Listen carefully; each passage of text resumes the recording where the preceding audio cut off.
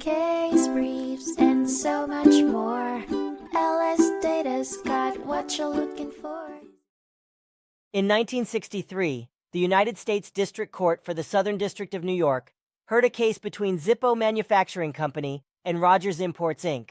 Zippo accused Rogers of trademark infringement and unfair competition, claiming that Rogers was selling pocket lighters that closely resembled their cigarette lighter. Zippo requested that Rogers be ordered to stop selling the lighters, provide an account of their profits, and pay damages. Rogers countersued, alleging that Zippo was unfairly competing with them, and requested an injunction to stop Zippo from interfering with their sales. 3 scientific surveys were conducted to determine if Rogers' lighters were causing confusion among customers. The case ultimately hinged on the degree of similarity between the 2 lighters and whether they caused confusion among consumers. The court ruled in favor of Zippo, granting a decree instructing Rogers to modify display cards and prevent retailers from selling lighters without using a Rogers display card or a Zippo box. However, no damages or accounting were awarded, and the trademark action and counterclaim were both dismissed. The court found that the plaintiff's trademark infringement claim and defendant's unfair competition claim were without merit. Additionally, the consent decree included restrictions on advertising usage.